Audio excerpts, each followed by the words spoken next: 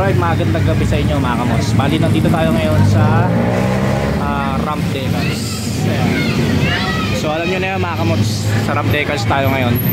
Lumipat na sila dito sa may bandang Pretil, sa may Tondo. Dati sa may Dagupan sila. Buti nahanap ko si Boss Rocky.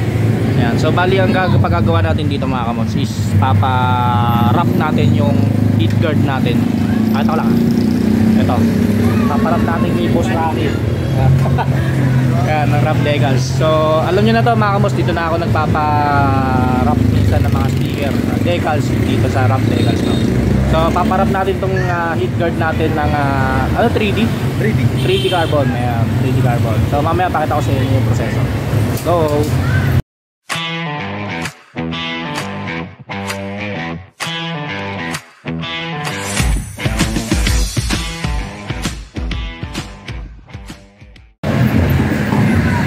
So yan mga kamots, so habang ginagawa ni Boss Rocky yung wrapping sa heat guard natin. So again, sa mga gusto magpagawa dito sa may bandang Tondo, lalo na dito sa may Pretil, so punta lang kayo dito sa Ramp Decals mga kamots. Ayan. So located sila ngayon sa ayan, 1672 Juan Luna Street, Tondo, Manila. Ayan. So sa mga gusto magpagawa ng plaka, magpapalit ng upuan,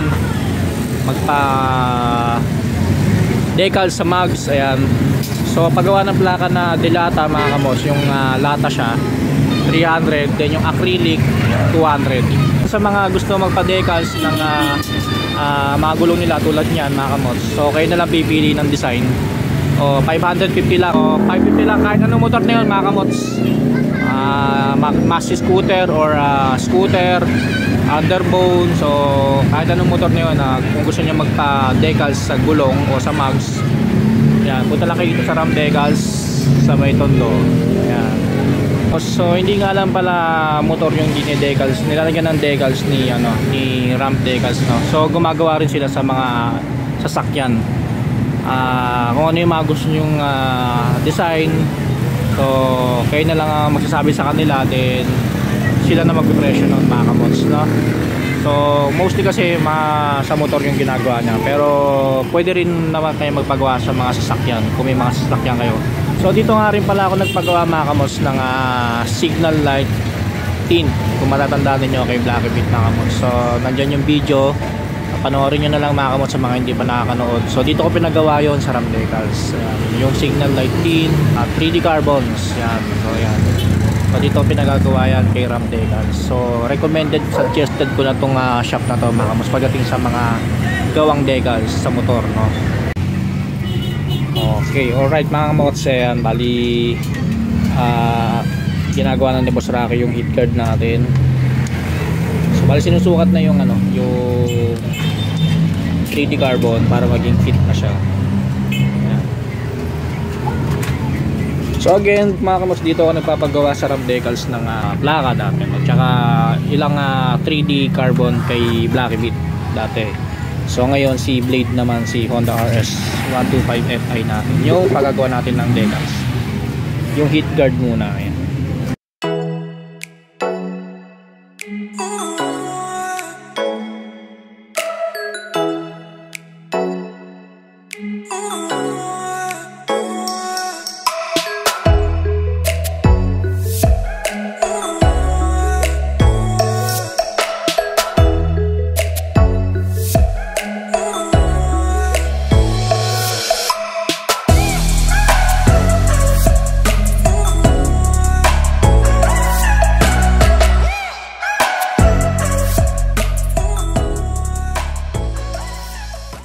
Mas bali bumili tayo ng isang blind spot mirror dito, 25 pesos lang sa Ramp Decals. Tingnan nyo, nalaglag kasi yung natin, blind spot mirror natin na isa. Hindi ko alam kung nalaglag o tinanggal eh. Yan, so bali bumili tayo ng isa. Buti may tinda dito si Ramp Decals. Yan, so kapitan natin. A few inches later. Alright, so yan mga kamos, bali tapos na yung pinagawa nating heat guard. Pinarap natin ng 3D carbon. So yan, sa Ramp Decals. So si Boss Rocky mismo gumawa. Ayan, so napaka-lupit. Napakaganda ng ng fitting niya. Ayan. Ayan. na fit siya mga kamots. So gumanda na yung heat guard natin, no? So naisipan ko lang siya palagyan ng ano, na 3D carbon kasi nakakuha ko ng idea sa Facebook. Ayan. So mukhang babagay naman to kay Blade. Since all black naman yung tema natin kay Blade, so babagay naman to. So 200 lang to mga kamots yung magawa natin dito kay Boss Rocky ng Ram Decals sa heat guard, no? 200 lang yung sigil niya sa may 3D carbon. Ayan. So pakabit na natin. Alright, so yan mga kamots, bali nakabit na yung ano natin, yung heat guard natin ni Boss Rocky. So bumagay naman kay Blade natin, Honda RS125Li. So yan, bumagay naman siya mga kamots, no? So nagmukhang astigin talaga yung ano natin, yung heat guard natin. Unlike sa kanina na stock lang siya na stainless. Ganda, ganda. Solid talaga sa Ram Decals. Yan. So again, bisita na lang kayo dito mga kamots kung gusto nyo magpagawa tulad ng mga ganyan sa mga motor ninyo. Magpa-wrap ng 3D or anumang decals sa motor nyo. So 16721 Luna Street, Tondo, Manila. So dito lang sila. Yan. So yan mga kamots, balibachi na tayo. So quick vlog lang to mga kamots regarding dito sa pinagawa natin na heat guard para kay Blade.